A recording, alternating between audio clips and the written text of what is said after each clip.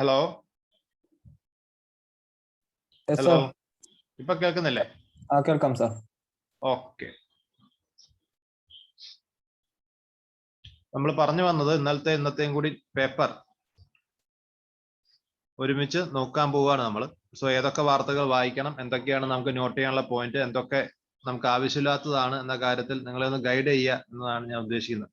So നമുക്ക് ഇന്നലത്തെ പത്രത്തിൽ തുടങ്ങാം. ഞായറാഴ്ചത്തെ പത്രത്തിൽ ഫ്രണ്ട് പേജിൽ നമ്മൾ നോക്കിയാൽ മനസ്സിലാവും ഒരുവിധം ന്യൂസൊക്കെ പൊളിറ്റിക്കലാണ്. സോ പൊളിറ്റിക്കൽ ന്യൂസ് ഒന്നും വായിക്കത്തില്ല എന്നൊരു തീരുമാനത്തിലാണല്ലോ നമ്മൾ. സോ നമുക്ക് ഒന്നും ആവശ്യമില്ല. So this a political news. VP candidate Jagdish Dhankhar എല്ലാം പൊളിറ്റിക്കൽ ന്യൂസ് ആണ്. എന്നാലും വെറുതെ എടുത്തു നോക്കാൻ രസമുള്ള ഒരു സംഭവം എന്താണെന്ന് വെച്ചാൽ മോദിജി പറയുന്നു ഫ്രീ ബീസ് കൊടുക്കുന്നത് ശരിയല്ല. സോ എല്ലാവർക്കും ഫ്രീ ബീസ് കൊടുക്കുന്ന മോദിജി ആദ്യമായിട്ട് പറയുന്നു എന്ത്, we should not give freebies. നമുക്ക് എന്താണെന്ന് വായിച്ചു നോക്കാം. അദ്ദേഹം ഉത്തർപ്രദേശിൽ പ്രസംഗിച്ചിരിക്കുകയാണ്. എന്താണ് അദ്ദേഹം പ്രസംഗിച്ചിരിക്കുന്നത്? ചില പ്രത്യേക ഗവൺമെന്റുകളുണ്ട്, അവര് വോട്ട് കിട്ടാൻ വേണ്ടി അല്ലെങ്കിൽ ഇലക്ഷൻ ജയിക്കാൻ വേണ്ടി ആൾക്കാർക്ക് വെറുതെ ഗ്യാസ് കൊടുക്കും, വെറുതെ ടോയ്ലറ്റ് പണിത് കൊടുക്കും. ഇതൊന്നും അത്ര ശരിയല്ല എന്നാണ് മോദിജി തന്നെ പറയുന്നത്. പക്ഷെ മോദിജി പറഞ്ഞതിൽ കാര്യമുണ്ട്. As an economic point of view freebies എന്ന് പറയുന്നത് ഒരു രാജ്യത്തിനത്ര നല്ല കാര്യമല്ല. പക്ഷെ അദ്ദേഹം എന്ത് പറഞ്ഞു എന്നുള്ളത് നമുക്ക് വലിയ ഐഡിയ ഇല്ല. There should be some political reasons. അതൊരു കാര്യമുണ്ട്. ഫ്രീ ബീസ് ഏത് ഗവൺമെന്റ് ഫ്രീ ബീസ് കൊടുക്കുന്നത് അതൊരു എക്കണോമിക് പോയിന്റ് ഓഫ് വ്യൂ രാജ്യത്തിന് നല്ല കാര്യമല്ല, നമുക്കറിയാം. റൈറ്റ്.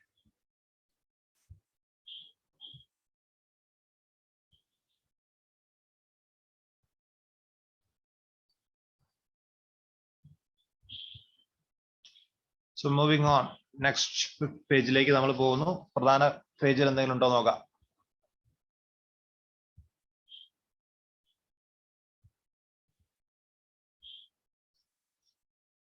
അതിനുള്ള മറുപടി തൊട്ട് പുറത്തുണ്ട്. സോ കേജ്രിവാളിനെ ഉദ്ദേശിച്ചാണ് പുള്ളി കൊത്തിയത്.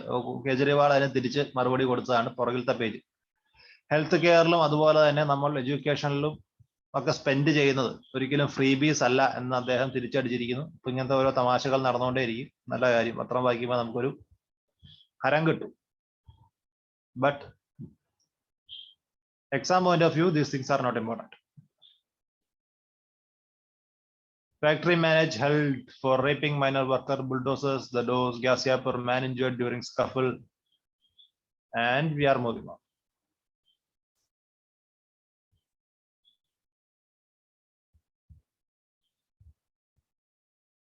ഹിന്ദുവിലും മാട്രിമോണിയിലൊക്കെ വരുന്നുണ്ട്. സോ ഇന്ത്യയിൽ എവിടെ നിന്ന് വേണം നിങ്ങൾക്ക് കല്യാണം കഴിക്കാം. ഇതും പക്ഷെ നമുക്കതൊന്നും ആവശ്യമില്ല. നമ്മുടെ ഭാഗത്ത്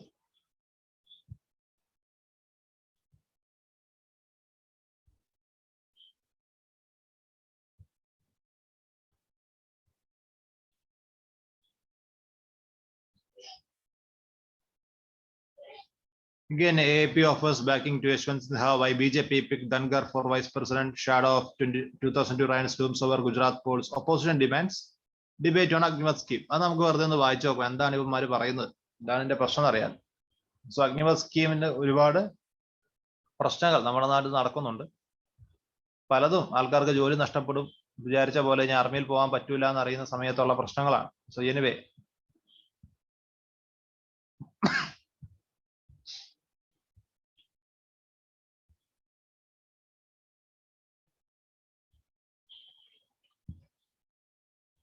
Lok Sabha Speaker Om Birla chaired a meeting on for the Lok House's remaining monsoon on Monday. Opposition has demanded discussion on Agnivath military recruitment scheme, unemployment of farmers issues, several opposition partying. So വായിച്ചു നോക്കിയപ്പോൾ നമുക്ക് മനസ്സിലായി ഇതിലെ കാര്യമായിട്ടൊന്നുമില്ല.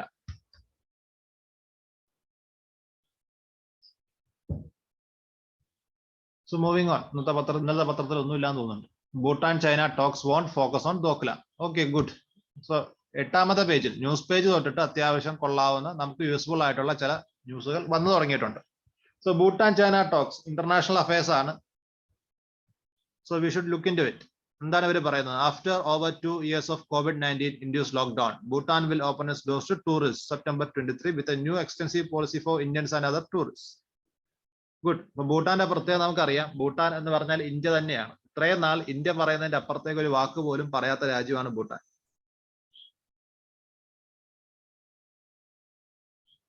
എന്നാൽ ഈ അടുത്തിടെയായിട്ട് ഭൂട്ടാനേക്കാളും പ്രശ്നം നേപ്പാളിനാണ്. ചൈനയോട് കുറച്ചും കൂടി ഒരു ചായ്വ് ഭൂട്ടാനും നേപ്പാളും ഒക്കെ കാണിച്ചു തുടങ്ങിയ കാര്യം നമുക്കറിയാം. നമ്മളെ ചൊറിയാൻ വേണ്ടി ചൈന ഇവരെ കയ്യിൽ പൈസ കൊടുത്ത് കയ്യിലെടുത്ത് നല്ല രീതിയിൽ ഉപയോഗിക്കുന്നുണ്ട്. Right.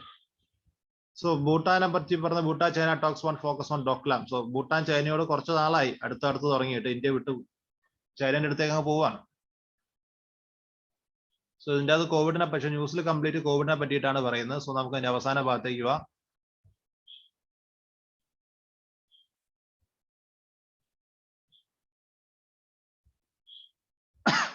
The main issue resolves around trilateral junction in Doklam. So I think it is important that Indian government also on its part is aware about this situation is there.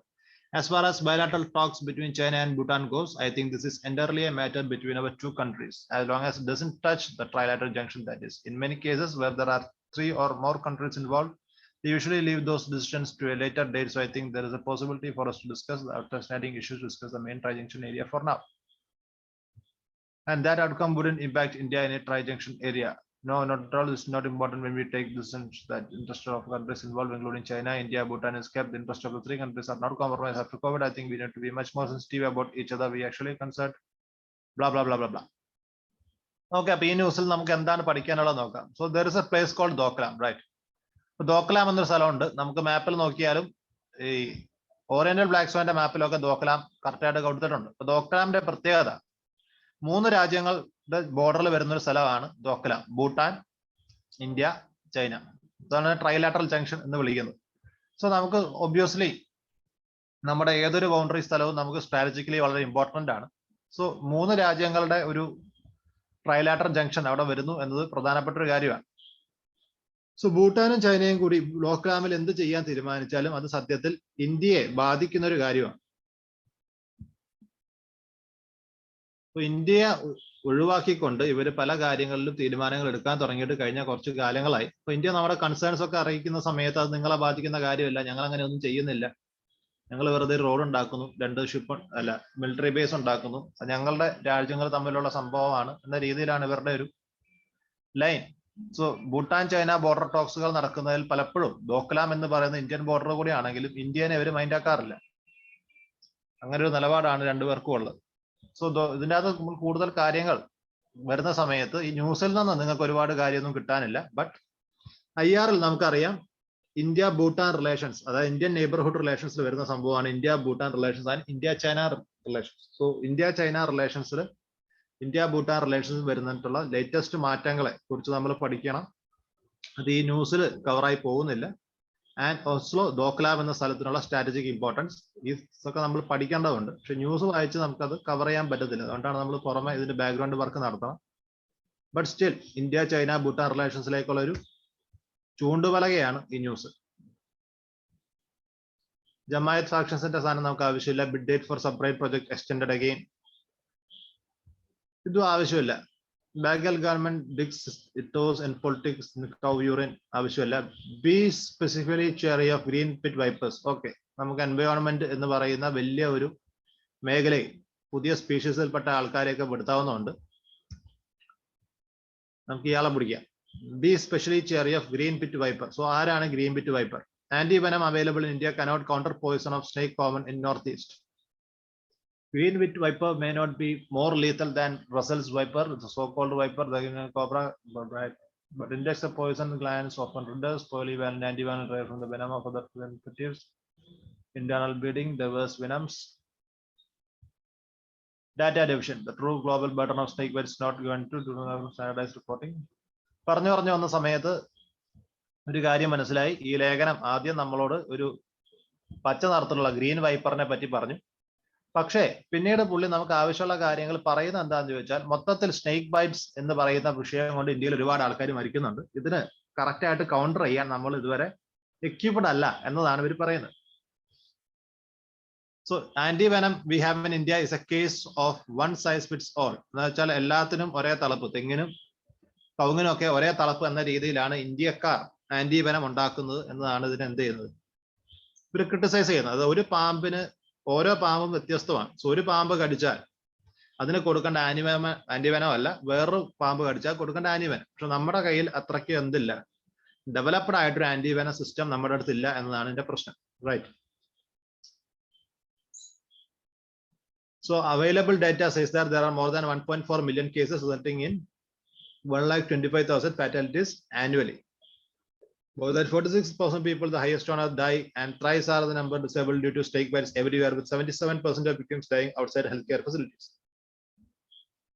indicating that people go for alternative treatment. Most snake bites cases in India are not reported between June and September, and 57% of victims are farmers and laborers. About 8,000 vials of antivenom are sold from Guwahati, various parts of Northeast every year, experts said. Okay, ഈ news നമുക്ക് എന്ത് കിട്ടി? ഏറ്റവും കൂടുതൽ ആൾക്കാർക്ക് പാമ്പടി കിട്ടുന്നത് north east ഭാഗത്താണ്. ഇന്ത്യയിൽ ആവശ്യത്തിനുള്ള ആന്റിവെനം അതുപോലെ തന്നെ അത് കിട്ടാനുള്ള സപ്ലൈ ചെയിനും നമുക്കില്ല. പാമ്പുകടി മൂലം ഒരുപാട് പേര് മരിക്കുന്നുണ്ട്. അതിനേക്കാൾ അധികം പേര്, ഇരട്ടിപ്പേര് എന്ത് ചെയ്യുന്നുണ്ട്? ഡിസേബിൾഡ് ആവുന്നുണ്ട്. ഒരു വശം മാത്രം തളർന്നു പോവുക, കൈ മാത്രം തളർന്നു പോവുക, അങ്ങനത്തെ പ്രശ്നങ്ങൾ വരുന്നുണ്ട്. ഫാർമേഴ്സ് ആൻഡ് ലേബറേഴ്സ് ആണ് ഇതിൽ ഏറ്റവും കൂടുതൽ എന്തായിട്ടുള്ളത്? പ്രോൺ ആയിട്ടുള്ളത്. സോ ചുരുക്കി പറഞ്ഞാൽ ഇന്ത്യയിൽ ഒരു ആന്റിവെനം എന്ന് പറയുന്ന സംഗതി, എല്ലാ സ്നേക്ക് ബൈറ്റിനും ഒരേ ആന്റിവെനം കൊടുക്കുന്ന ഒരു സിസ്റ്റം ഉണ്ട്. ഇത് അത്ര ശരിയായ ഒരു സംഭവമല്ല. ഓരോ സ്നേക്കും ഡിഫറെന്റ് ആണ്. So we need more developed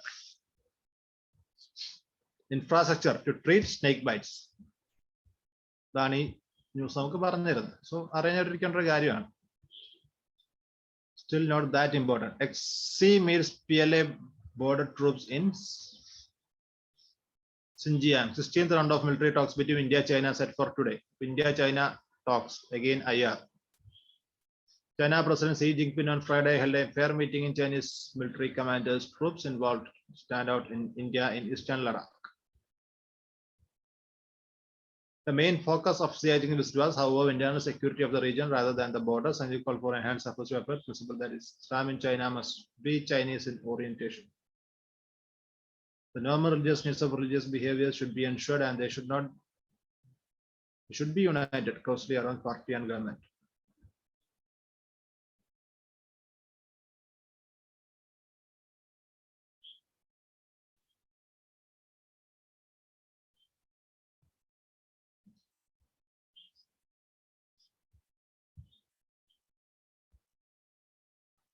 Again, വായിച്ചു വന്ന സമയത്ത് അധികം കാര്യങ്ങളൊന്നും നമുക്ക് തരാത്ത ഒരു ന്യൂസ്.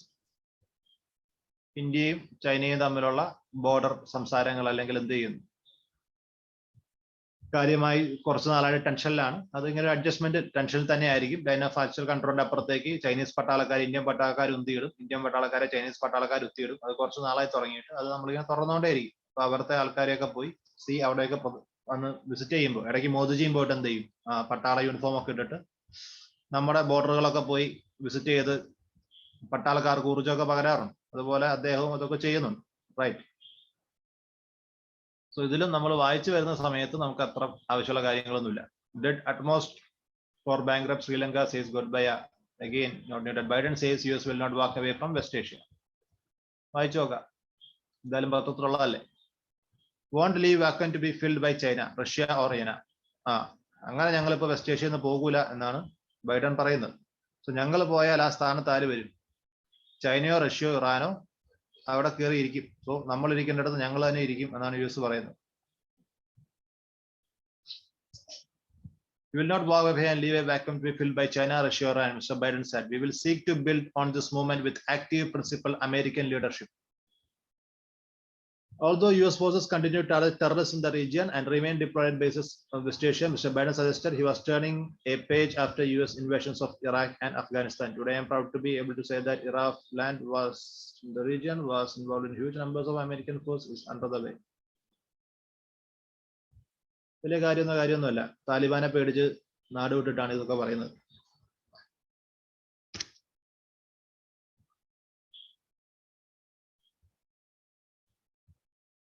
പിന്നെ ഇന്റർനാഷണൽ സ്റ്റേജിൽ ഇങ്ങനെയൊക്കെ പറയും, അമേരിക്ക എവിടെയും പോവില്ല, അമേരിക്ക ശക്തമായിട്ട് ഇവിടെ ഇടപെടും, ഞങ്ങൾ തന്നെ മുന്നിൽ നിൽക്കുന്നൊക്കെ അവർ പറയും. പക്ഷെ അവർക്ക് അതിലും പൈസ ഇറക്കാൻ താല്പര്യമില്ല. So there are so much of things. So again, ഇതൊക്കെ ഒരു ചുമ്മാ ഒരു ന്യൂസ് ആണ് എന്നതിനെ ഉപരി നമുക്ക് പഠിക്കാൻ ആവശ്യമുള്ളൊന്നും ഇതിൻ്റെ അതില്ല. Israel hits Gaza military site after rocket fire. What a Biden U-turn on Saudi Arabia.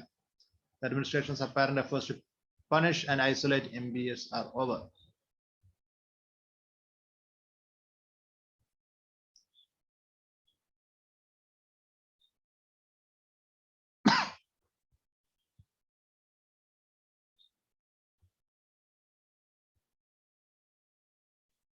International affairs ആണ്. ഇതിന്റെ അകത്ത് ചിലപ്പോൾ നിങ്ങൾക്ക് എന്തെങ്കിലുമൊക്കെ കിട്ടിയേക്കാം. Reviving Iran nuclear deal prove to be difficult. Barack Obama had taken a narrowly focused view on America's objective in West Asia.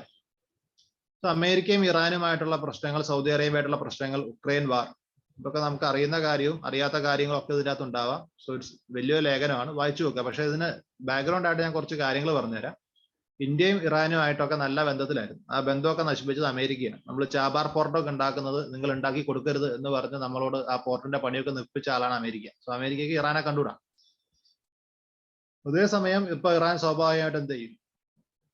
അമേരിക്കയെ വേറെ വഴി, അമേരിക്ക ഇല്ലെങ്കിൽ ആ വേറെ ആള് എന്ന നിലവിൽ റഷ്യയോട് അടുക്കാനുള്ള പണികളൊക്കെ ഇറാൻ നോക്കുന്നുണ്ട്, സ്വാഭാവികമാണ്.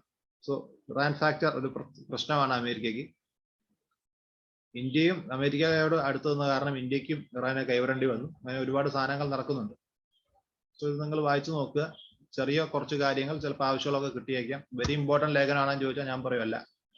നമുക്ക് മെയിൻ ഇമ്പോർട്ടന്റ് ലേഖനങ്ങൾ ഏതെങ്കിലും ഉണ്ടോ എന്ന് നോക്കാം. ഈ പത്രത്തിൽ ഇത്രേ ഉള്ളൂ.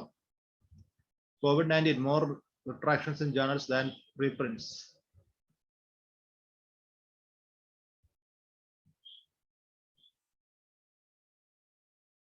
Wastewater surveillance for COVID-19 reveals dynamics of infection. The intellectual probe that helped understand heredity.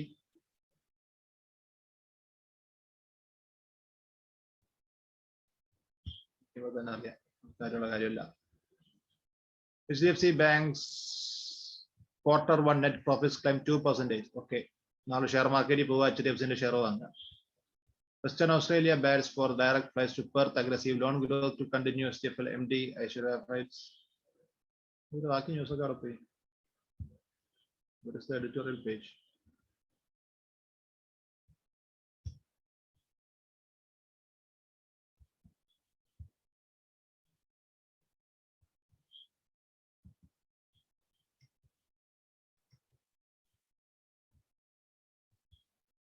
Regional, state news, foreign affairs. Editorial page ille? Sir, Sunday editorial page illa. Okay. Sunday editorial page illa. 17-ാം തീയതി പത്രത്തിൽ ഞാൻ ഏതോ എക്കണോമിയുടെ ഇത് കണ്ടായിരുന്നല്ലോ. 17 അല്ലേ?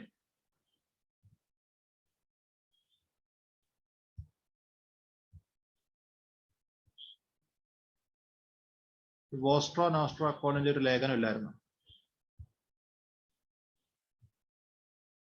എവിടെയോ കണ്ട പോലെ തോന്നി.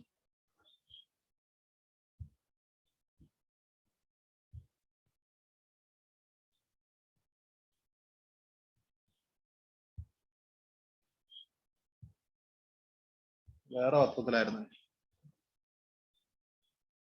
Vostro account, nostro accounts.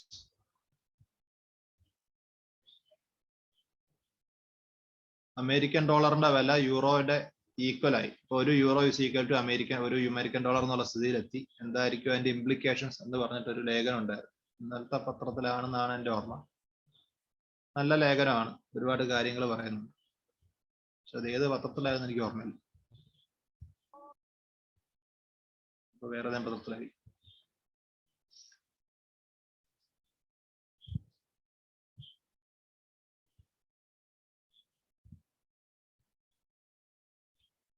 Okay, fine. We will look into it. So, എല്ലാ ദിവസത്തെയും പത്രം ഒരുപോലെ ഇമ്പോർട്ടന്റ് അല്ല എന്ന തിരിച്ചറിവിൽ നമ്മൾ അടുത്ത ദിവസത്തെ പത്രത്തിലേക്ക്.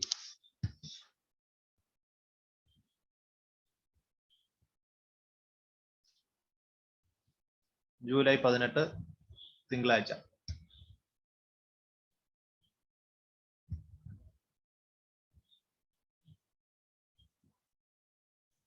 Political news.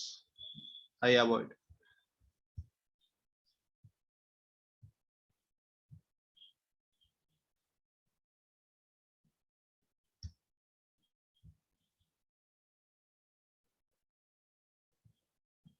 Focus on food, energy crisis. Widodo, Indonesian president asks global leaders to shed egoism. India and Indonesia share similar concerns about food and energy security arising from Russia-Ukraine conflict in Western sanctions. Indonesian President Joko Widodo says. In an exclusive interview, പുള്ളി എന്ത് പറഞ്ഞു?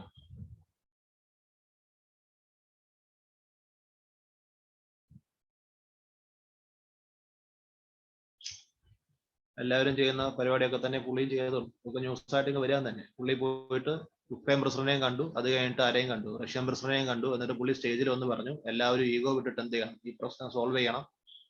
Sanctions കാരണം ഇവിടെ ജനങ്ങൾക്ക് food കിട്ടുന്നില്ല, വലിയ പ്രതിസന്ധിയിലേക്ക് പോവുകയാണ്. So എല്ലാം പീസ്, സമാധാനമാണ് വഴി, യുദ്ധമല്ല, എല്ലാവരും സഹകരിക്കണം എന്നൊക്കെ പുള്ളി പറഞ്ഞു. Kejriwal adjusts PM to clear his Singapore trip. അടുത്ത പ്രശ്നം. COVID-19 vaccine does tally crosses 2000 crore mark.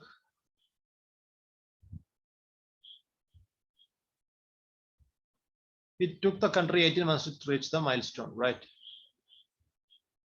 Only 3.8% of India's population have got this the third dose, compared with the world average of 27.5%. India's coverage of initial 2 doses has improved to 65%, better than world average. So, okay, alla good data.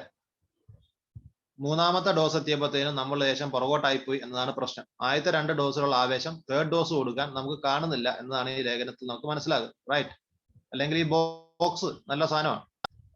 Third dose വാക്സിന്റെ കാര്യത്തിൽ വരുമ്പോഴത്തേനും ലോകത്തിലെ 27.5% ആൾക്കാരും third dose എടുത്തു. പക്ഷെ ഇന്ത്യക്കാരിൽ 3.8% എടുത്തിട്ടുള്ളൂ. പക്ഷെ 1ഉം 2ഉം dose എടുക്കാൻ ഇന്ത്യക്കാരന് ഭയങ്കര ആവേശമായിരുന്നു. ലോകത്തിന്റെ മൊത്തം ഒരു ഏകദേശം പെർസെന്റേജ് എന്ന് പറയുന്നത് 61 നിന്നപ്പോൾ ഇന്ത്യയിൽ 65% ബെറ്റർ ദാൻ വേൾഡ് ആവറേജ് നമുക്ക് ഉണ്ടായിരുന്നു. സോ 2 ഡോസ് എടുത്തോടുകൂടി ആൾക്കാർക്ക് കോവിഡിനെ പേടിയില്ലാതായതുകൊണ്ടായിരിക്കും, ഗവൺമെന്റിനും വലിയ പേടിയില്ലാത്തതുകൊണ്ടായിരിക്കും 3ആം ഡോസ് ആൾക്കാരിലേക്ക് എത്തുന്നില്ല.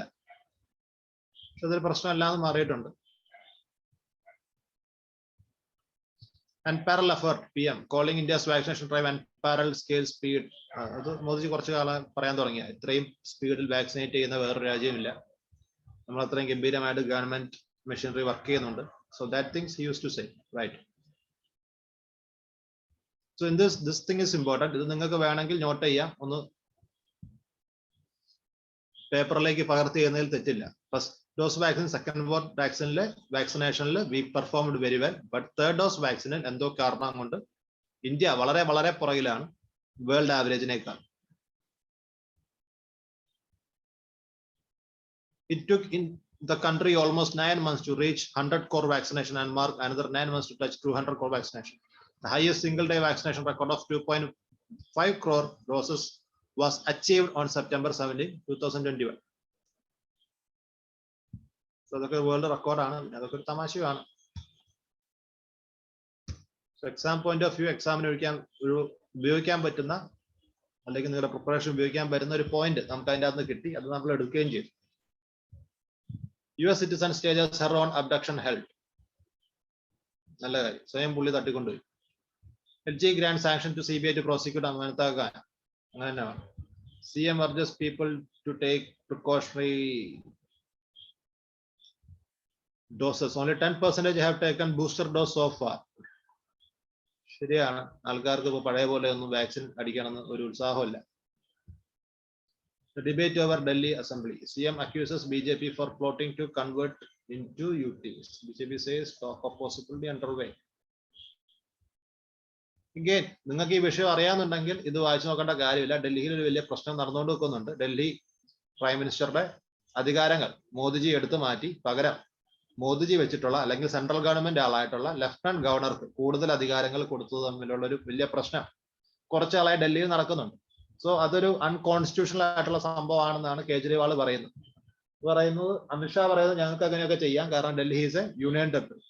ഡൽഹിക്ക് ഒരു CM ഉണ്ടെന്നുള്ള ഞങ്ങൾക്ക് വിഷയമുള്ള കാര്യമല്ല, ഇറ്റ്സ് യൂണിയൻ ടെറിട്ടറി. അപ്പൊ അത് ഭരിക്കുന്നത് ഗവർണർ ആയിരിക്കണം, ലഫ്റ്റനന്റ് ഗവർണർ ആയിരിക്കണം. സോ ഞങ്ങൾ എന്ത് ചെയ്തു, ഞങ്ങൾക്ക് ഇഷ്ടമുള്ള അധികാരമൊക്കെ അയാൾക്ക് കൊടുക്കും എന്നാണ് BJP പറയുന്നത്. സോ ഇത് ശരിയോ തെറ്റോ എന്നതിനെ പറ്റി ചർച്ചകൾ നടന്നുകൊണ്ടിരിക്കുകയാണ്. അൺകോൺസ്റ്റിറ്റ്യൂഷണൽ ആയിട്ടുള്ള ഒരു അധികാര ദുർവിനിയോഗം മോദിജി നടത്തുന്നുണ്ടോ ഇല്ലയോ എന്നുള്ളത്. സോ അത് ബന്ധപ്പെട്ട് വന്ന സംഭവമാണ്. ഓൾറെഡി നിങ്ങൾക്ക് അതിന്റെ കാര്യങ്ങളൊക്കെ അറിയാമെങ്കിൽ അത് വായിച്ചു നോക്കേണ്ട കാര്യമില്ല. സെന്റ് സ്റ്റീഫൻ കോളേജിൽ സീറ്റുകളൊന്നും ഇല്ല. Free bus travel for woman comes at a price. ഇതൊക്കെ ഡൽഹി ലോക്കൽ ന്യൂസ് ആയതുകൊണ്ട് വന്ന സംഭവങ്ങളാണ്. സോ ഡൽഹിയിൽ നമുക്ക് വിടാം. Again, states news. Shivasena leader suggestions about Uddhav Shinde's talks pass Shirov. Sena Golapur MP hints at joining Shinde camp. DFSL gets about 5,000 cyber forensic complaints a year. Okay. ഇങ്ങോട്ട് പോകാം നമുക്ക്. Reports from the forensic laboratory were used in many high-profile cases, including 26/11 terror attacks. നമുക്ക് അറിയുന്ന കാര്യമാണ്. ഇത്രയും സിനിമകൾ കാണുന്നത് നമ്മളോട് പറയേണ്ട കാര്യമില്ല. ഫോറൻസിക് എന്താണെന്നും അതിന്റെ പേരിൽ തന്നെ 2 മലയാള സിനിമ ഇറങ്ങിയിട്ടുണ്ട്. അതെങ്ങനെ കേസുകൾ ഉപയോഗിക്കുന്നതൊക്കെ നമുക്കറിയാം.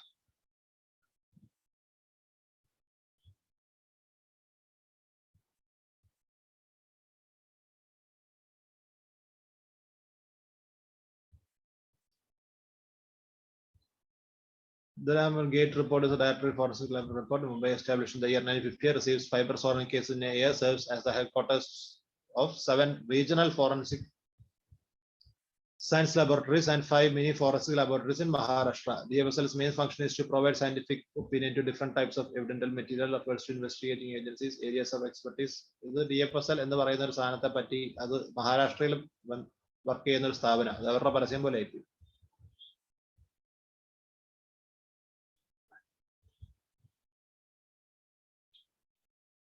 Lab behind the gate report, Directorate of Forensic Science Laboratory. ഇത് കുറച്ചും കൊടുത്ത പരസ്യം പോലെ ആൾക്കാർ വിചാരിക്കും ന്യൂസ് ആണെന്ന്, അവസാനം വരുമ്പോൾ പരസ്യം. Train services to resume on Assam Hills section on July 22. Sure. ഒരു ട്രെയിൻ മുങ്ങിക്കിടക്കുന്ന ദാരുണമായ കാഴ്ച നിങ്ങൾക്ക് കാണാം. അത് കണ്ടു കഴിഞ്ഞാൽ നമുക്ക് മുന്നോട്ട് പോകാം. Haryana sets up 18 new sports academies. Violence breaks out in Tamil Nadu over schoolgirl's death. A treasure trove of artifacts from Kolkata's past. Violence breaks out in Tamil Nadu.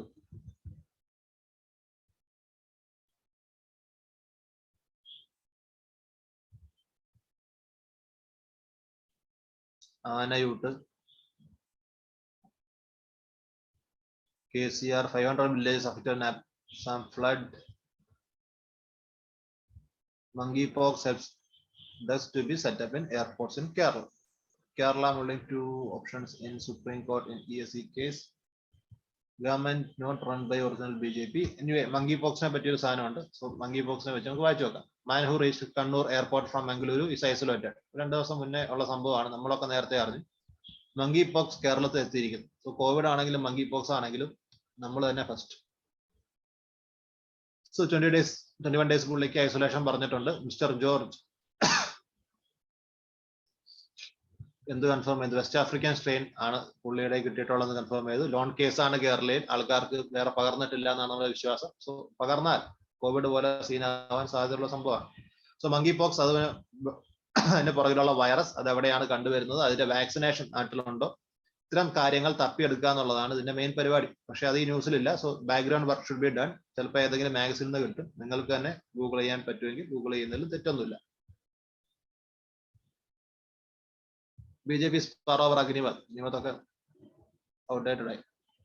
Old news. Not run by original BJP. It's the coalition regime. Shivakumar, Kerala willing to opposition Supreme Court on ESZ case.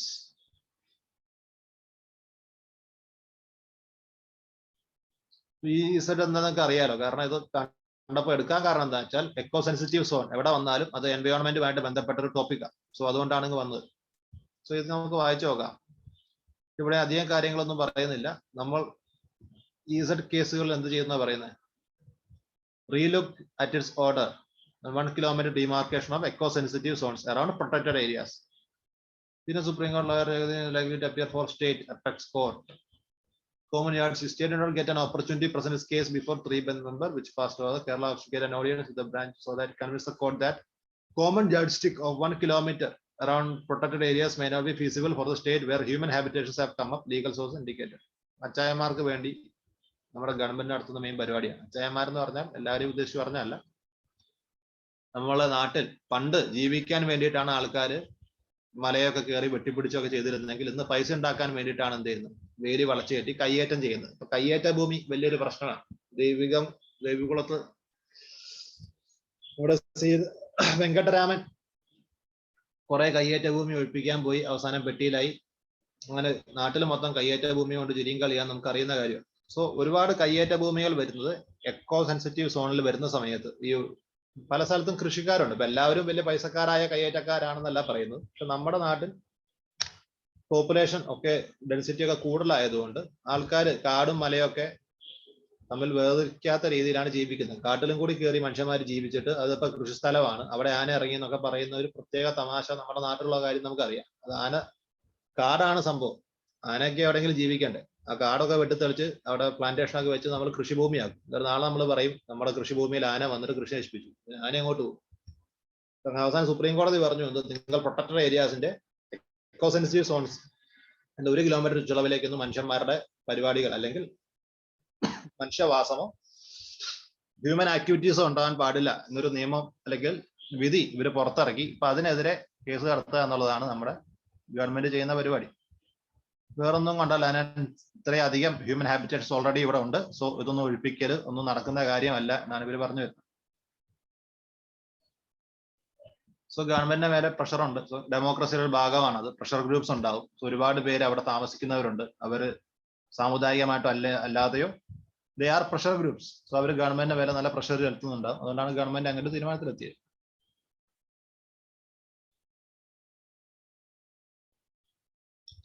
Choice of VP, purely political. 2 messages from the photographs. These 3 images reveal far more than that appellation the world's largest democracy does.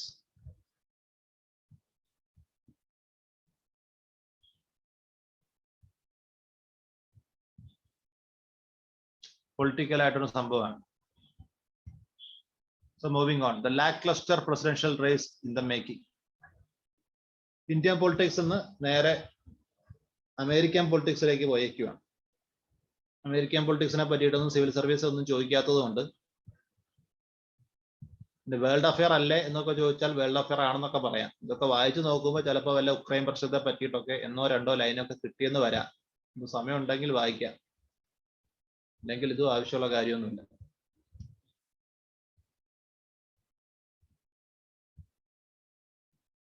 Preserving democracy in India. വായിച്ചു നോക്കാം. Presence of vigilant opposition is necessary not just for a vibrant democracy but for this very survival. Okay, നമുക്ക് വളരെ important ആയിട്ട് polity ക്ലാസ്സുകളിൽ ഇടയ്ക്കിടയ്ക്ക് പറയുന്ന ഒരു point എടുത്തു വെച്ചിട്ടാണ് നമ്മുടെ ലേഖനം തുടങ്ങിയിരിക്കുന്നത്. രാജ്യത്ത് ഡെമോക്രസി നടക്കണമെന്നുണ്ടെങ്കിൽ സ്ട്രോങ് ആയിട്ടുള്ള ഒരു ഒപ്പോസിഷൻ ആവശ്യമാണെന്ന് നമുക്കറിയാം. ദുർബലമായ ഒരു ഒപ്പോസിഷനെ കൊണ്ട് ഒരു കാര്യമില്ല.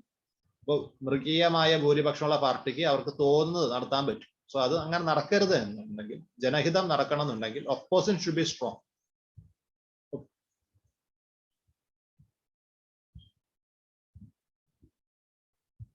Parliamentary democracy. The Indian Constitution adopted a parliamentary system and not the presidential system. Provided for rationale for this. Democratic executive must satisfy 2 conditions. It must be a stable executive and it must be a responsible executive. But it has not been possible so far to devise a system which can ensure both an equal degree. So Laxmikant തന്നെയാണ് ഈ പാരഗ്രാഫിൽ വരുന്നത്. കുറച്ചും കൂടി ചരിത്രപരമായിട്ട് സാധനങ്ങൾ വരുന്നത് വായിക്കേണ്ട ലേഖനമാണ്. From here parliamentary democracy എന്ന head തൊട്ട് താഴേക്ക് വായിക്കേണ്ട കാര്യമാണെന്നുള്ളത് ഒന്നാമത്തെ വരിയിൽ തന്നെ വ്യക്തമായി. ഇന്ത്യൻ കോൺസ്റ്റിറ്റ്യൂഷൻ ഉണ്ടാക്കുന്ന സമയത്ത് BR അംബേദ്കർ 2 കാര്യങ്ങളാണ് പറഞ്ഞത്. നമ്മൾ പാർലമെന്ററി സിസ്റ്റം ഉണ്ടാക്കുന്നു. എന്തുകൊണ്ട്? 2 കാരണങ്ങളുണ്ട്. ഒരു ഡെമോക്രസി എന്ന് പറയുന്ന സമയത്ത് 2 കാര്യം സാറ്റിസ്ഫൈ ആണ്. ഒരു സ്റ്റേബിൾ ആയിട്ടുള്ള എക്സിക്യൂട്ടീവ് വേണം, and that executive should be responsible. Unfortunately ഇത് രണ്ടും കൂടി നൽകുന്ന ഒരു സിസ്റ്റം ഉണ്ടാക്കാൻ നമുക്ക് കഴിയുന്നില്ല. Parliamentary system is a responsible government, right, പക്ഷെ അത് അത്ര സ്റ്റേബിൾ ആയിരിക്കണമെന്നില്ല. അതാണ് അതിന്റെ ഒരു ബുദ്ധിമുട്ട്. എന്നാലും നമ്മൾ എന്ത് ചെയ്തു? പാർലമെന്ററി സിസ്റ്റത്തിലേക്ക് പോയി. Then adjacent non confidence motion Laxmikant complete ഇതിന്റെ അകത്ത് വരുന്നുണ്ട്. സോ ലക്ഷ്മികാന്ത് പഠിച്ച ആൾക്കാർ ആണെങ്കിൽ പോലും you should read this thing. ഇത് കൂടുതലായിട്ട് എക്സ്ട്രാ പോയിന്റുകൾ കിട്ടുമെന്ന് തോന്നുന്നില്ല, പക്ഷെ നമ്മുടെ ടോപ്പിക്കിൽ വരുന്ന ഒരു സംഭവം ആയതുകൊണ്ട് you should read.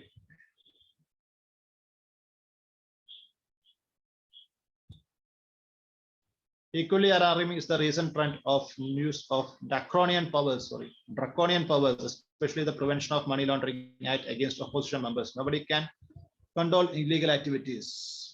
Individual, if guilty, must be proceeded with under the law. But can one believe that such litigations are committed only in opposition?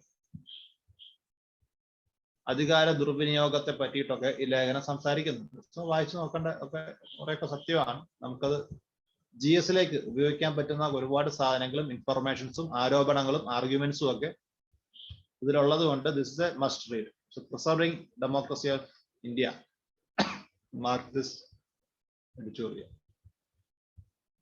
While RSS Pracharak says has to live by harsh moral code, BJP politicians answer by harsh morality. right to consent for corruption, blah blah blah blah blah. Consequences for Indian democracy. While the division of ethical burden is useful for pursuing the aims of Hindutva project, which has a great consequence for democracy as a fundamental precondition for a functioning democracy, is fusion of power with ethicality. Democracy requires elevation of political realm. That the generation of this realm will lead to erosions of public faith in system and reduce democracy to class electoralism.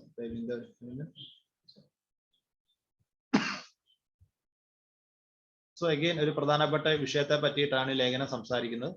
ഈ വിഷയം നമ്മുടെ ക്ലാസ്സുകൾ already discuss ചെയ്തിട്ടുണ്ടാകും. നമ്മൾ ഓവറായിട്ട് electoral പൊളിറ്റിക്സിലേക്ക് വരുന്ന സമയത്ത് ഹിന്ദുത്വ വോട്ടുകൾ കിട്ടാൻ വേണ്ടി നമ്മൾ ഹിന്ദുത്വം പറയുകയും മുസ്ലിം വോട്ടുകൾ കിട്ടാൻ വേണ്ടി മുസ്ലിം ലീഗ് ഇസ്ലാം മതത്തിന്റെ ആശയങ്ങൾ ഉപയോഗിച്ചുകൊണ്ട് വോട്ട് നേടാൻ ശ്രമിക്കുകയൊക്കെ ചെയ്യുമ്പോൾ ഈ നാട്ടിൽ ഇല്ലാതായി പോകുന്നത് ഡെമോക്രസി എന്ന് പറയുന്ന ആശയമാണ്. അതിന്റെ യഥാർത്ഥത്തിൽ ഒരു ഡെമോക്രസി എന്താവണം, അതിന്റെ ഐഡിയാസിൽ നിന്ന് വിട്ട് വേറെന്തൊക്കെയോ ആയിട്ട് നമ്മുടെ ഡെമോക്രസി മാറുന്നുണ്ട്. അതൊരു വളരെ പ്രധാനപ്പെട്ട ഇഷ്യൂ ആണ്. ആ ഇഷ്യൂവിനെ അതേ ഇമ്പോർട്ടൻസോടുകൂടി ഈ ലേഖനം കൈകാര്യം ചെയ്യുന്നുണ്ടോ ചോദിച്ചാൽ ഇല്ല എന്ന് പറയേണ്ടി വരും. പക്ഷെ അതിന്റെ കുറച്ച് വശങ്ങളൊക്കെ ഇവിടെ കൈകാര്യം ചെയ്യപ്പെടുന്നുണ്ട്. ഇതും വായിച്ചു നോക്കാം.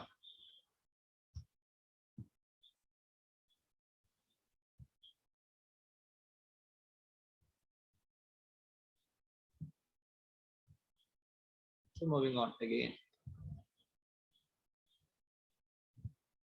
Text and context. So ഇതിൻ്റെ അകത്ത് ഒരുപാട് അടിപൊളി സാധനങ്ങൾ ഈയിടെയായിട്ട് ടെക്സ്റ്റ് ആൻഡ് കോണ്ടെക്സ്റ്റ് എന്ന് പറഞ്ഞിട്ട് നമ്മുടെ ഹിന്ദു കൊടുക്കാറുണ്ട്. So text and context is a new star.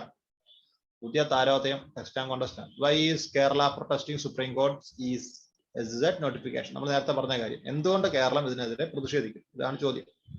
Nearly 30% of Kerala is forested land and Western Ghats occupies 48% of the state. Kerala apprehends that Supreme Court notification would adversely impact the interest of state besides upsetting the lives of millions living near the protected areas.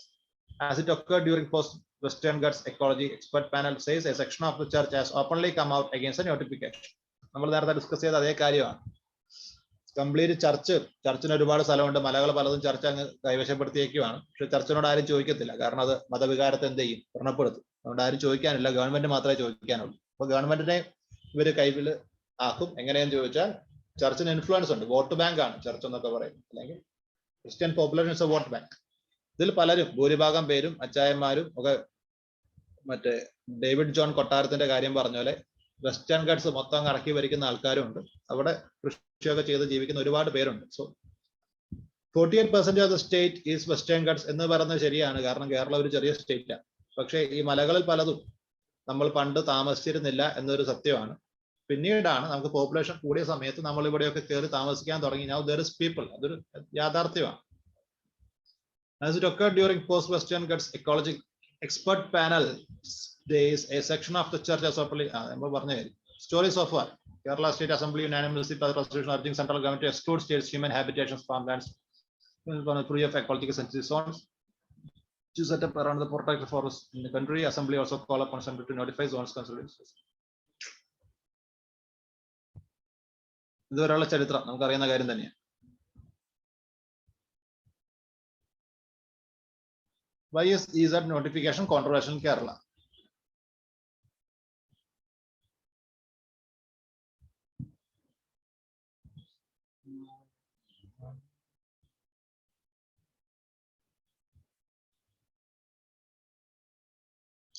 What worries the state is the possible impact of the apex court's order on its unique landscape. Nearly 30% of Kerala is forested land. There is a network of lakes, canals, and wetlands, and 590-kilometer long coastline, which are all governed by a series of environmental conservation and protection legislations, leaving little space for its 3.5 crore population to occupy. ന്യായം. മൊത്തം പ്രകൃതി രമണീയമായി നിൽക്കുന്ന സ്ഥലമാണ്. എല്ലാം എവിടെ നോക്കിയാലും ഒരു മർമ്മം അറിയുന്ന നോക്കിയാൽ പശുവിന്റെ മേത്ത് മൊത്തം മർമ്മ എന്ന് പറയുന്ന പോലെ കൃത്യമായിട്ട് നമ്മൾ നോക്കിയാൽ കേരളത്തിന്റെ ഭൂരിഭാഗം സ്ഥലങ്ങൾ പ്രൊട്ടക്ട് ചെയ്യപ്പെടേണ്ട വളരെ ഇക്കോളജിക്കൽ വാല്യൂ ഉള്ള സ്ഥലങ്ങളാണ്. അപ്പൊ ഈ 3.5 കോടി ആൾക്കാർക്ക് ഇതിന്റെ ഇടയിൽ എവിടെ ജീവിക്കും എന്നൊരു ചോദ്യമുണ്ട്. With an average population density of 900% per square kilometer, much higher than the national average. Demographic pressure on available land is usually high. ഏറ്റവും കൂടുതൽ പോപ്പുലേഷൻ ഡെൻസിറ്റി ഉള്ള സ്റ്റേറ്റ് ആണ് കേരളം, നമുക്കറിയാം. Again, എന്താണ് പോയിന്റിലേക്ക് വരുന്നത്? State government apprehends Supreme Court notification versus the ground situation to adversely impact on trust of state besides upsetting lives of millions near the protected areas. How it states earlier refers to draft EZ notifications go. Earlier the preparing.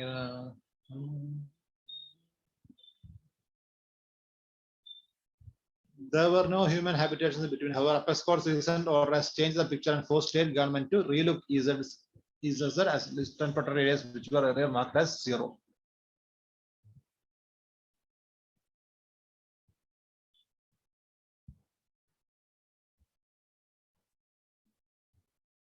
സംഭവം ഇത്രയേ ഉള്ളൂ. നമ്മൾ ജനങ്ങൾ ഒരുപാട് താമസിക്കുന്ന സ്ഥലം പലതും വളരെ സെൻസിറ്റീവ് ഏരിയാസ് ആണെങ്കിൽ അതൊക്കെ നമ്മൾ നമ്മുടെ ആംബിറ്റിൽ നിന്ന് ഒഴിവാക്കിയായിരുന്നു. പക്ഷേ സുപ്രീം കോടതിയെ സമ്മതിച്ചില്ല. നിങ്ങൾ എന്തുകൊണ്ട് അത് ഒഴിവാക്കി, അതൊക്കെ ഇൻക്ലൂഡ് ചെയ്യണമെന്ന് പറഞ്ഞ് നിർദ്ദേശം കൊടുത്തു. അത് വലിയ പ്രശ്നമാണ്. ഇന്ത്യയിലല്ല, കേരളത്തിൽ ഒരുപാട് ജനങ്ങൾ ഈ ഭാഗത്തൊക്കെ താമസിക്കുന്നുണ്ട്. ചർച്ച് വെറുതെ ഇരിക്കത്തില്ല. ചർച്ച് ഗവൺമെന്റിനെ താഴെ ഇറക്കും എന്നുള്ള നിലപാടിലേക്ക് വന്ന് പ്രഷർ ഗ്രൂപ്പായി മാറിയിട്ടുണ്ട്. ഇതൊക്കെ കൊണ്ടാണ് കേരളത്തിന് പ്രശ്നം. നമ്മൾ കേരളത്തിലായതുകൊണ്ട് ഇവര് പറഞ്ഞു തരേണ്ട കാര്യമില്ല, നമുക്ക് ഈ കാര്യമൊക്കെ അറിയാം. എലോൺ മസ്കിനെ പറ്റി എന്തായാലും നമുക്കൊക്കെ, പുള്ളി ഒരു ആരാധ്യ പുരുഷനാണെങ്കിൽ പോലും UPSCക്ക് പുള്ളിയെ പറ്റി ചോദ്യം ചോദിക്കാൻ തോന്നാൻ സാധ്യതയില്ല.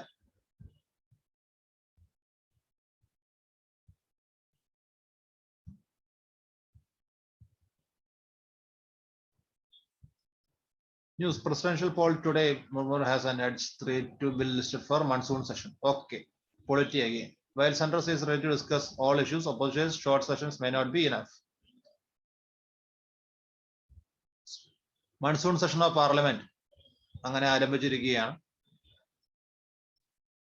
Central States was ready with all important issues. Opposition said House might not be able to keep 32 bills system by the center. There will be a sitting during the session, including private members. Sessions for Friday sessions will end with August 12. President and Vice President sessions will take place during that. All party meetings come in. Senior Congressman leader opposition is about 12 President meeting of the Congress want to be tabled. First 30 bills during 14 days available for the government to in the session. What is the government trying to do? Yes, added to opposition demands.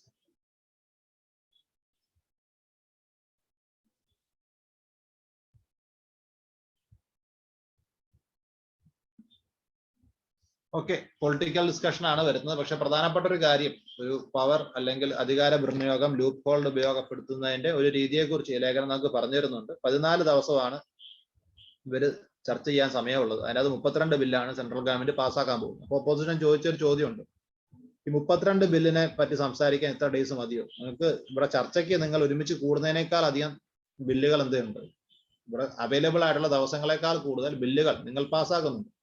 So 14 ദിവസം കൊണ്ട് എങ്ങനെയാണ് 32 ബില്ലുകളെ പറ്റി discuss ചെയ്യുക? അവരുടെ കുറവുകളെയും മെച്ചങ്ങളെയും പറ്റിയിട്ട് എങ്ങനെ നമ്മൾ വിലയിരുത്തും? ടൈമില്ല. സോ നിങ്ങൾ എന്താ വെച്ചാൽ ഹറിബറി ആക്കി ആൾക്കാർക്ക് വായിച്ചു നോക്കാൻ പോലും സമയം കൊടുക്കാതെ നിങ്ങൾക്ക് ഇഷ്ടമുള്ള നിയമങ്ങൾ ഇവിടെ പാസ്സാക്കി എടുക്കുകയാണ് എന്നതാണ് പറഞ്ഞതിന്റെ അർത്ഥം. അതിൽ കുറെ ശരിയുണ്ട്, എല്ലാം നമുക്ക് പറഞ്ഞുവിടാം. ഇതൊക്കെ നമ്മുടെ ഡെമോക്രസിയിലെ കുറവുകളാണ്, പരിഹരിക്കേണ്ട അല്ലെങ്കിൽ നിലവിൽ ഉള്ള ലൂപ്പ് ഹോളുകളെന്നോ അല്ലെങ്കിൽ ചെറിയ ചെറിയ കുറവുകൾ എന്നൊക്കെ നമുക്ക് പറയാം.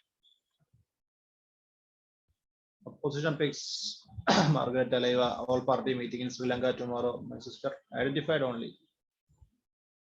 Despite the alarm, bail is still not the norm. Bail issue. The news വരുന്നതാണ്. Okay. So bail issue നെ പറ്റിയിട്ട് ഞാനും ഇന്നത്തെ പത്രത്തിലാണെന്ന് അറിയില്ല, എവിടെ ഒരു ലേഖനം കണ്ടായിരുന്നു. ഏതൊക്കെ യൂട്യൂബ് ചാനലിലും അതിന്റെയൊക്കെ ലിങ്ക് കണ്ടായിരുന്നു. ബെയിൽ ഇഷ്യൂ എന്ന് പറയുന്നത് 2-3 ദിവസമായിട്ട് ഡിസ്കഷനിലുണ്ട്. ഇപ്പൊ ഇന്ത്യയിൽ വലിയൊരു പ്രശ്നമുണ്ട്. നമ്മുടെ ഡ്രക്കോണിയൻ ലോസ് ആണ് ഇപ്പോഴും ഉള്ളത്. സായിപ്പുമാരുണ്ടാക്കിയ കാലത്തെ അടിച്ചമർത്തുന്ന ഒരു പോലീസ് രാജ് ഉണ്ടായിരുന്ന സമയത്തുണ്ടായിരുന്ന CRPC IPC ഒക്കെ തന്നെയാണ് നമ്മൾ ഉപയോഗിക്കുന്നത്. പലപ്പോഴും കുറ്റം ചെയ്യാത്തവനെയും പിടിച്ച് ജാമ്യം പോലും കിട്ടാത്ത കേസുകളിൽ ഉള്ളിപ്പെടുത്തുന്ന ഒരു ശീലം ഇവിടെയുണ്ട്. സോ ജാമ്യം എന്ന് പറയുന്നത് ഒരാൾക്കുള്ള ഒരു ഫണ്ടമെന്റൽ റൈറ്റ് വരെയാക്കി മാറ്റേണ്ട ഒരു ആവശ്യം ഇവിടെ നിലനിൽക്കുന്നുണ്ട്. ജാമ്യം ഒരു അവകാശമാണ്, ശരി. അപ്പൊ ജാമ്യം എന്ന അവകാശം എന്ന ടോപ്പിക്കിൽ ഒരുപാട് ലേഖനങ്ങളും ഡിസ്കഷൻസ് ഒക്കെ അടുത്തടുത്ത് കണ്ടായിരുന്നു. അത് ന്യൂ ബെയിൽ ആക്ട് കൊണ്ടുവരണം എന്ന് പറഞ്ഞ് സുപ്രീം കോടതി ഇവരോട് പറഞ്ഞുകൊണ്ടാ.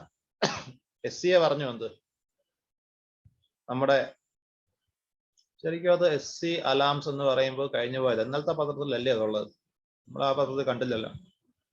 എനിവേ സംഭവം അതാണ്, സുപ്രീം കോടതി നമ്മുടെ സെൻട്രൽ ഗവൺമെന്റിനോട് പറഞ്ഞു to make new laws, new bail act ഉണ്ടാക്കാൻ പറഞ്ഞു. കാരണം ഇപ്പോഴുള്ള ബെയിൽ ആക്ടുകൾ അത്ര ശരിയുള്ളതല്ല.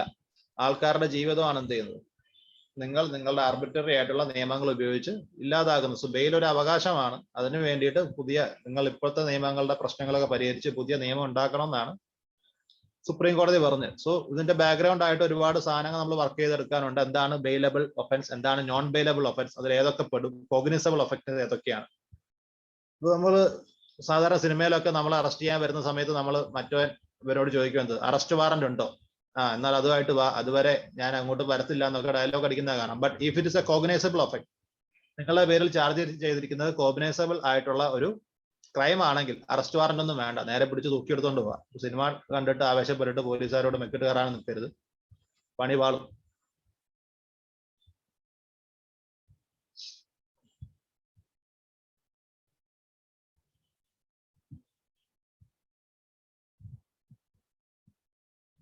നമ്മൾ കഴിഞ്ഞതിന് മുമ്പത്തെങ്ങാൻ ഒരു ന്യൂസ് അനാലിസിസ് ചെയ്യുന്ന സമയത്ത് നമ്മൾ ഈ പ്രശ്നം പറഞ്ഞായിരുന്നു. ഇന്ത്യയിൽ പോലീസുകാർ ഉപയോഗിക്കുന്ന പ്രത്യേക ഒരു ട്രിക്ക്, ഒരു കേസ് 5-6 കേസുകൾ നിങ്ങളുടെ പേരിൽ അങ്ങ് എന്ത് ചെയ്തിരിക്കും, ചാർജ് ചെയ്ത് കളയും. അപ്പൊ എന്താന്ന് വെച്ചാൽ ആദ്യത്തെ കേസ് കൊണ്ടുപോയി ജാമ്യം കിട്ടിയാലും നിങ്ങൾക്ക് പുറത്തേക്ക് ഇറങ്ങി വരാൻ പറ്റത്തില്ല. കാരണം അപ്പത്തിന് അടുത്ത കേസിന്റെ എഫ്ഐആർ നിങ്ങളുടെ മേത്തുണ്ട്. അത് ഡിസ്കസ് ചെയ്യാൻ 2 ദിവസം കഴിഞ്ഞിട്ടായിരിക്കും കോർട്ടിൽ വരിക. സോ എഫക്റ്റീവ്ലി നിങ്ങൾ ജയിലിൽ തന്നെ നിൽക്കേണ്ടി വരും if though you are given bail.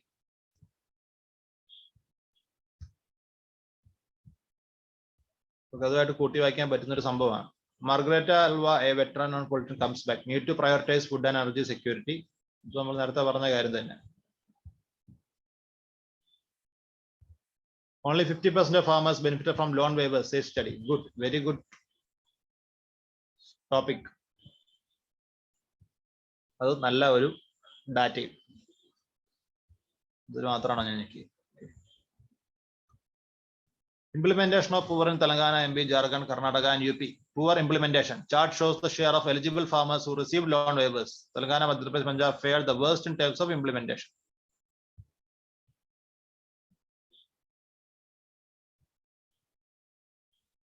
Loan waiver എല്ലാവർക്കും കിട്ടിയില്ല എന്നതാണ് പ്രശ്നം. അത് മൊത്തം അവകാശമുള്ള ലോൺ വേവറിന് അവകാശമുള്ള ഫാർമേഴ്സിൽ 50% പേർക്കേ കിട്ടിയുള്ളൂ. അതിൽ തന്നെ തെലങ്കാന, മധ്യപ്രദേശ്, ജാർഖണ്ഡ്, പഞ്ചാബ് സ്റ്റേറ്റുകളിൽ അവർക്കൊന്നും ലോൺ വേവർ കിട്ടിയില്ല എന്നതാണ് ഇവരുടെ പരാതി.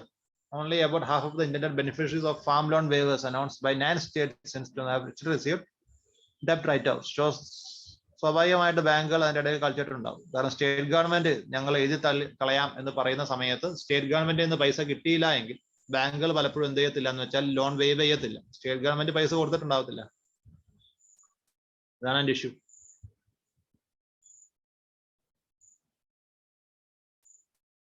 SPA study was based on the outcomes of 10 farm loan rights of worth 2.53 lakh crores announced by 9 states. Despite much hype and political patronage, farm loan waivers by states have failed to bring respite to Indian subjects. Subordinating credit discipline, SPA report noted having a self-goal inflicted by states on its subjects.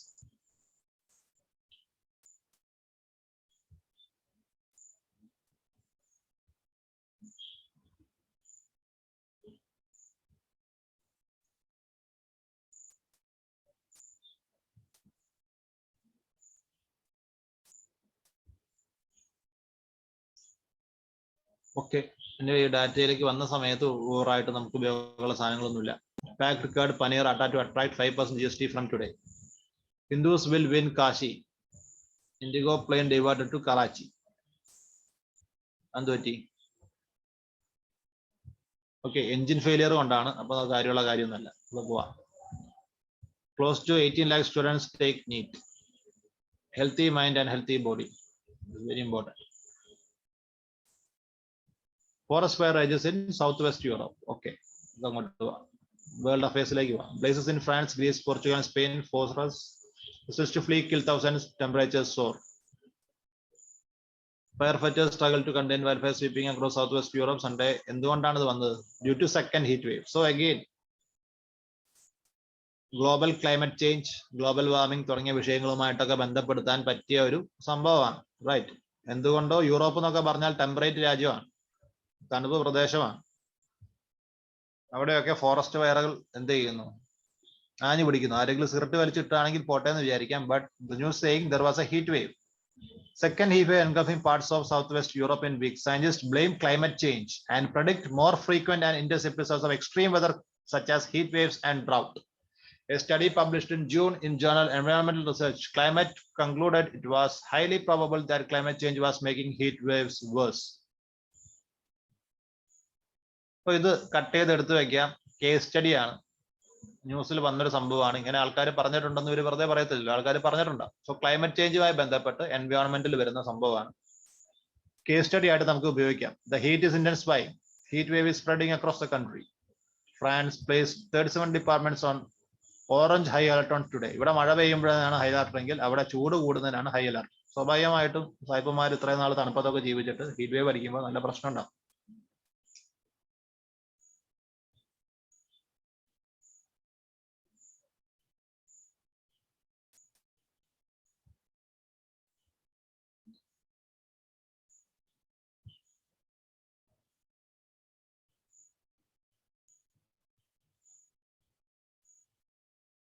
In Portugal, almost entire country remained on high alert on wildfire despite slight drop in temperatures after hitting 47 degrees Celsius. Less than 1,000 deaths have been attributed to heat wave in Portugal, Spain, so viral alert in UK. British civil defense control wildfire raging from Mediterranean. So, ഒരു തീ ഉണ്ടായതിനേക്കാൾ ഉപരി ഈ news എന്തുകൊണ്ട് important ആവുമെന്ന് ചോദിച്ചാൽ, European രാജ്യങ്ങളിൽ, ഇത്രയും നാൾ തണുപ്പ് രാജ്യങ്ങളായിരുന്ന യൂറോപ്യൻ രാജ്യങ്ങളിൽ ഹീറ്റ് കൂടുന്നു. 47 ഡിഗ്രി ഒക്കെ ചൂടെന്ന് പറഞ്ഞാൽ കേരളത്തിൽ പോലും അത്രയും ചൂടൊന്നും പല സമയത്തും ഉണ്ടാവാറില്ല. കേരളമൊക്കെ ട്രോപ്പിക്കൽ രാജ്യമാണ്. എന്നിട്ട് ഈ ടെമ്പറേറ്റ് റീജിയണിൽ വലിയ രീതിയിൽ ചൂട് കൂടിക്കൊണ്ടുവരും. ക്ലൈമറ്റ് ചേഞ്ച് മനുഷ്യന്മാർക്ക് ഇപ്പോഴും മനസ്സിലാവാത്ത കാരണങ്ങളാൽ ക്ലൈമറ്റ് ഈസ് ചേഞ്ചിങ്.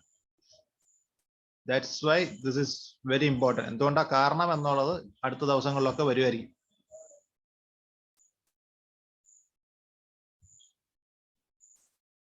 സോ ഇത് നിങ്ങൾക്ക് കട്ട് ചെയ്തെടുത്ത് വെക്കാൻ പറ്റുന്ന ന്യൂസാണ്. പറ്റുമെങ്കിൽ എടുത്ത് വൺ നോട്ടിലേക്കോ എവർ നോട്ടിലേക്കോ ഒക്കെ വലിച്ചിട്ടേക്കുക. ആവശ്യം വരുമ്പോൾ ഉപയോഗിക്കാം. ഇതൊന്നും നമുക്ക് ആവശ്യമില്ല. Imran at Pakistan journalist stop supporting Sharif government. US is providing technical in West Asia, says Iran. Sudan tribal clashes toll rises to 60. Money wise, active or passive, don't ignore either. Evaluate both and pick what's used best. Don't your funds will outcome benchmark to go passive.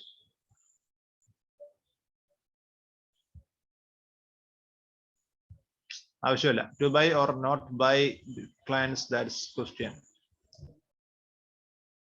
നിങ്ങൾ investment ഉള്ള micro economics ആണ്. നമുക്ക് micro economics ആവശ്യമില്ല, macro എക്കണോമിക്സേ ആവശ്യമുള്ളൂ. Then comes sports. Then there is education plus. Boost your confidence. What does it mean to fail? Sometimes you win, sometimes you learn. Okay, nice motivation. ഇത്രേ കാര്യങ്ങളേ ഉള്ളൂ. 2 ദിവസത്തെ പത്രം വായിച്ചില്ലെങ്കിലും വലിയ നഷ്ടമൊന്നുമില്ല. പക്ഷെ ഏതോ ദിവസത്തെ പത്രത്തിൽ, ഞായറാഴ്ചത്തെ പത്രത്തിൽ, ഏതൊരു പത്രത്തിൽ ഞാൻ 2-3 നല്ല ലേഖനങ്ങൾ കണ്ടായിരുന്നു. സോ എല്ലാ പത്രത്തിന്റെയും ലേഖനങ്ങൾ നിങ്ങൾ വായിച്ചു നോക്കണം. Editorial is very important. മറ്റ് ന്യൂസുകളൊക്കെ മറ്റ് കമ്പൈലേഷനിൽ നിന്നും മാഗസിനിൽ നിന്നൊക്കെ കിട്ടുമായിരിക്കും. പക്ഷേ ലേഖനങ്ങൾ നിങ്ങൾക്ക് മാഗസിൻ കമ്പൈലേഷന് കിട്ടത്തില്ല. സോ അത് വായിച്ചു നോക്കാൻ ശ്രദ്ധിക്കുക. ഓർമ്മ ശരിയാണെങ്കിൽ അത് നമ്മുടെ എക്കണോമിയുമായി ബന്ധപ്പെട്ട് നോസ്ട്രോ അക്കൗണ്ട്സിനെയും വോസ്ട്രോ അക്കൗണ്ട്സിനെയും ഒക്കെ പറ്റി പറയുന്ന യൂറോന്റെ ഈക്വലായി അമേരിക്കൻ ഡോളർ, ഒരു അമേരിക്കൻ ഡോളറിന്റെ വാല്യൂ ഇപ്പോൾ ഒരു യൂറോക്ക് ഈക്വൽ ആണ് എന്ന് മാത്രമല്ല ലോകത്തെ എല്ലാ കറൻസിനും വില ഇടിച്ചുകൊണ്ടിരിക്കുക. 70 രൂപയെ കടന്ന സംഭവം ഇപ്പൊ 80 രൂപയായി. റൈറ്റ്. 1 അമേരിക്കൻ ഡോളർ ഇപ്പോൾ 80 ഇന്ത്യൻ റുപ്പീസ് ആണ്. ഇതിനു മുമ്പ് 75-ഉം 70 ഒക്കെ ആയിരുന്നു. ലോകത്ത് പല സ്ഥലങ്ങളിലും ഇത് തന്നെയാണ് സ്ഥിതി. അമേരിക്കൻ ഡോളറിന് മെച്ചമുണ്ട് എന്ന് പറഞ്ഞാൽ ബാക്കി എല്ലാ സ്റ്റേറ്റിലും അമേരിക്കയെക്കാളും വലിയ ഇൻഫ്ലേഷൻ ആണെന്ന് അർത്ഥം. സോ അതിനെ പറ്റിയൊക്കെ ഒരു വലിയ ലേഖനം വന്നായിരുന്നു എവിടെയോ, കാണുന്നില്ല. ഓ, മലയാള ന്യൂസിലൊക്കെ ഉണ്ടായിരുന്നു, മാതൃഭൂമിയില്. അങ്ങനത്തെ നല്ല ന്യൂസ് വന്നാൽ മലയാളം ആണെങ്കിലും വായിക്കാം. പക്ഷെ അത് ഇംഗ്ലീഷ് പത്രത്തിലും വന്നിട്ടുണ്ട്. മലയാളം പത്രത്തിൽ നല്ല ന്യൂസുകൾ വരുമ്പോൾ നമ്മൾ വായിക്കുന്നത് നല്ലതാണ്. പക്ഷെ പലപ്പോഴും മലയാളം പത്രങ്ങൾ ചിലപ്പോ ആയിരിക്കും. ഇതാ കിടക്കും. അല്ല, ഇത് തന്നെയാ കണ്ടത്. ഓക്കെ, ആ പേജ് കിട്ടി. ഏതായിരുന്നു പേജ്? നേരത്തെ നോക്കിയപ്പോ കണ്ടില്ല. ഓക്കെ, ഇതാ ഞാൻ പറഞ്ഞത്. ഓക്കെ, ഈ പേജ് ഇസ് ഇമ്പോർട്ടൻറ്റ്. ഇന്നലത്തെ പത്രം തന്നെയാണ്. ഇന്നത്തെ പത്രത്തിൽ ഞാൻ കണ്ടായിരുന്നു, എഡിറ്റോറിയൽ പേജ് മാത്രം നോക്കുമ്പോൾ സംഭവം കണ്ടായിരുന്നു. So what are supreme courts directives on grant of bail? Why does it recommend a separate bail act? നേരത്തെ ഇന്നത്തെ പത്രം പറഞ്ഞപ്പോൾ നമ്മൾ ഈ കാര്യം പറഞ്ഞു. സെപ്പറേറ്റ് ഒരു ബെയിൽ ആക്ട് ഉണ്ടാക്കണമെന്ന് സുപ്രീം കോടതി ആരോട് പറഞ്ഞിരിക്കുന്നു? ഗവൺമെന്റിനോട് പറഞ്ഞിരിക്കുന്നു. എന്തുകൊണ്ടാണ് പറയാൻ കാരണം ചോദിച്ചാൽ ഇന്ത്യയിലെ ഈ CRPC, IPC തുടങ്ങിയ സാധനങ്ങളൊക്കെ അങ്ങ് ഡ്രക്കോണിയൻ സാധനങ്ങളാണ്. എന്ന് പറഞ്ഞാൽ ബ്രിട്ടീഷുകാരുണ്ടാക്കിയ സംഭവങ്ങളാണ്. മനുഷ്യന്മാരെ എങ്ങനെയൊക്കെ ദ്രോഹിക്കാം, ജയിലിലിടാം എന്നതിൽ റിസർച്ച് ചെയ്തിട്ടാണ് ഇവരെന്ത് ചെയ്തു ഈ സാധനങ്ങളൊക്കെ ഉണ്ടാക്കിയത്. നമ്മൾ ഇപ്പോഴും ഇത് തന്നെയാണ് ഉപയോഗിക്കുന്നത്. So bail is governed by provisions in CRPC. Sir categorize നേരത്തെ ഞാൻ പറഞ്ഞ കാര്യങ്ങളൊക്കെ ഇതിന്റെ അകത്ത് വരുന്നുണ്ട്. Bailable and non bailable. So ഇതൊക്കെ ഇവിടെ ബെയിലബിൾ ഒഫൻസ് എന്താണ്, നോൺ ബെയിലബിൾ ഒഫൻസ് എന്താണെന്ന് എക്സ്പ്ലെയിൻ ചെയ്തിട്ടില്ലെങ്കിലും നിങ്ങൾ ഇതൊക്കെ ബാക്ക്ഗ്രൗണ്ട് ചെയ്ത് വർക്ക് ചെയ്തെടുക്കണം. ഇപ്പൊ ബെയിലബിൾ എന്ന് പറഞ്ഞാൽ അറിയാം, ജാമ്യം കിട്ടുന്നതുണ്ട്, ജാമ്യം കിട്ടാത്ത വകുപ്പുകളുണ്ട്. ഏതൊക്കെയാണ് ജാമ്യം കിട്ടാത്ത വകുപ്പുകൾ? സ്ഥിരമായിട്ട് ഉപയോഗിക്കുന്ന ജാമ്യം കിട്ടാത്ത വകുപ്പ് ഏതാണ്? അപ്പൊ നിങ്ങൾ ഒരുത്തനെ പിടിച്ച് തല്ലി, അങ്ങനെ തന്നെ കേസ് ചെയ്താണെങ്കിൽ നിങ്ങൾക്ക് ജാമ്യം കിട്ടും. നിങ്ങൾ അത് വടിയെടുത്ത് തല്ലി എന്ന് പറഞ്ഞാൽ മാരകമായുധം എടുത്ത് തല്ലി എന്നൊക്കെ ആക്കിയാൽ ജാമ്യം കിട്ടാത്ത വകുപ്പാക്കാൻ പോലീസുകാർക്ക് വലിയ പ്രശ്നമൊന്നുമില്ല. സോ എങ്ങനെയാണ് ബെയിൽ കൊടുക്കേണ്ടത്? സോ ബെയിലിനെ സംബന്ധിച്ച കാര്യങ്ങൾ നമ്മൾ മനസ്സിലാക്കണം. ഒരു ബെയിലബിൾ ഒഫൻസ് എന്ന് പറഞ്ഞാൽ ബെയിൽ എന്താണ്? ഒരു അവകാശമാണ്. സോ ബെയിലബിൾ ഒഫൻസ് ആണെങ്കിൽ പോലും പക്ഷേ കോടതിക്ക് നമ്മുടെ നാട്ടിൽ ബെയിൽ കൊടുക്കാതിരിക്കാനുള്ള അവകാശമുണ്ട്. സോ ഇവിടെയാണ് നമ്മൾ ഈ ദിലീപ് കേസിലൊക്കെ പറയുന്നത് എന്ത്? ജാമ്യം കിട്ടാവുന്ന വകുപ്പാണ്, പക്ഷേ സാക്ഷികളെ സ്വാധീനിക്കാൻ സാധ്യതയുണ്ട് പുള്ളിക്ക് ജാമ്യം കിട്ടിയാൽ, അതുകൊണ്ട് കോടതി ജാമ്യം കൊടുക്കരുത് എന്ന് വാദിക്കുന്നൊക്കെ നിങ്ങൾ കേട്ടിട്ടുണ്ടോ? സോ ബെയിലബിൾ ഒഫൻസിൽ പോലും ബെയിൽ കൊടുക്കാതിരിക്കാനുള്ള അവകാശം ആർക്കുണ്ട്? കോർട്ടിനുണ്ട്. നോൺ ബെയിലബിൾ ഒഫൻസ് ആണെങ്കിൽ പറയണ്ട, ബെയിൽ നമുക്ക് ഒരു അവകാശമേ അല്ല, ചോദിക്കാൻ പോലും പറ്റത്തില്ല. So section 437 again important title thing sets out circumstances in which court can grant bail for non bailable offense. എന്നാൽ നോൺ ബെയിലബിൾ ആയിട്ടുള്ള ഒഫൻസിൽ പോലും കോടതിക്ക് എന്തിനുള്ള അവകാശമുണ്ട്? ബെയിൽ കൊടുക്കാനുള്ള അവകാശമുണ്ട്. സോ ബെയിലബിൾ ഒഫൻസും നോൺ ബെയിലബിൾ ഒഫൻസും ഉണ്ടെങ്കിൽ പോലും ഇത് രണ്ടിനും എക്സെപ്ഷൻസ് ഉണ്ട്. ബെയിലബിൾ ആയിട്ടുള്ള ഒരു ഒഫൻസിൽ കോടതിക്ക് എന്ത് ചെയ്യാം? ഡിസ്ക്രിപ്ഷൻ ഉപയോഗിച്ച് ബെയിൽ കൊടുക്കാതിരിക്കാം. നോൺ ബെയിലബിൾ ആയിട്ടുള്ള ഒഫൻസിലും കോടതിക്ക് എന്ത് ചെയ്യാം? കോടതിയുടെ ഡിസ്ക്രിപ്ഷൻ ഉപയോഗിച്ച് ഇന്ത്യയിൽ ബെയിൽ കൊടുക്കാം. അതിന് ഒരുപാട് കാരണങ്ങളുണ്ട്. ഉദാഹരണം, ഇയാളുടെ ഹെൽത്ത്, അവരുടെ സ്റ്റേറ്റ്, അവരുടെ കുടുംബത്തിനുള്ള എന്തെങ്കിലും പ്രശ്നങ്ങൾ, അവരുടെ മറ്റ് ഘടകങ്ങളൊക്കെ എടുത്തു നോക്കുന്ന സമയത്ത് ചിലപ്പോൾ മെന്റലി ഇല്ലായിരിക്കും, തുടങ്ങിയ പല കാരണങ്ങൾ കൊണ്ട് കോടതിക്ക് ഡിസ്ക്രിപ്ഷനിൽ എന്ത് ചെയ്യാം? അവർക്ക് ബെയിൽ കൊടുക്കാം, നോൺ ബെയിലങ്ങളിൽ പോലും. സോ 432 സെക്ഷൻ 437 ആണ്, 37 ആണ് ഈ കാര്യങ്ങൾ പറയുന്നത്. What are some of the guidelines from court stressing the need to ensure due procedure for arrest and time limits for disposal of bail fees? ഇന്ത്യയുടെ സാഹചര്യങ്ങൾ അങ്ങനെയൊക്കെയാണ്. അറസ്റ്റിന് ഒരു ഡ്യൂ പ്രോസസ് ഇല്ല. ആരെയും പിടിച്ച് അറസ്റ്റ് ചെയ്യാൻ പറ്റുന്ന ഒരു പോലീസ് രാജ് ഇന്ത്യയിൽ നിലനിൽക്കുന്നുണ്ട്. വാറന്റ് പോലും ആവശ്യമില്ല, കോഗ്നിസബിൾ ഒഫൻസ് ആണ് ഇട്ടിരിക്കുന്നത്. വാറന്റ് വേണമെന്നൊക്കെ നമ്മൾ സിനിമയിൽ പറയാന്നേ ഉള്ളൂ. അതുപോലെ തന്നെ ബെയിൽസിന്റെ ഡിസ്പോസിബിളിന് ടൈം ലിമിറ്റ് കൊടുക്കണം. അതായത് ഇത്ര സമയത്തിനുള്ളിൽ ബെയിൽ കൺസിഡർ ചെയ്യണം എന്നൊരു നിയമം കൊണ്ടുവരണം എന്നാണ് പറയുന്നത്. So supreme court asked centre to consider introducing bail act. Bail appeals have to be disposed within 2 weeks, except when provisions mandate otherwise. A plea for anticipatory bail has to be decided within 6 weeks. So നിങ്ങൾ മുൻകൂർ ജാമ്യത്തിന് കൊടുത്താൽ 6 മാസത്തിനുള്ളിൽ തീരുമാനം, 6 മാസമല്ല 6 ആഴ്ചക്കുള്ളിൽ തീരുമാനമാക്കണം, കിട്ടോ കൊടുക്കോ ഇല്ലയോ എന്നുള്ളത്. സാധാരണ ഒരു ബെയിലാണെങ്കിൽ അത് വലിച്ചു നീട്ടരുത്, നിങ്ങൾ എന്ത് ചെയ്യണം? 2 ആഴ്ചക്കുള്ളിൽ തീർപ്പാക്കണം എന്നാണ് സുപ്രീം കോടതി പറയുന്നത്. Another guideline is that courts needs not to insist on formal bail application some stages, such as proceeding under section 88, 170 of CRPC. Accused can be granted bail on in some situations.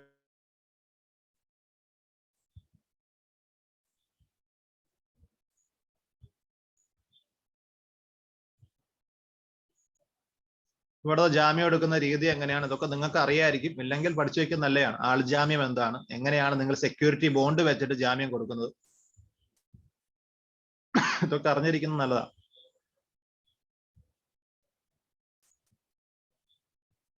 So ഇവിടുത്തെ നമ്മുടെ പോലീസും മറ്റ് investigation ഏജൻസികൾക്കൊക്കെ ആരെയും arrest ചെയ്തുകൊണ്ട് പോകാവുന്ന ഒരു അവസ്ഥ നിലവിലുണ്ട്. അവർക്ക് വേണമെങ്കിൽ അതൊക്കെ ചെയ്യാം.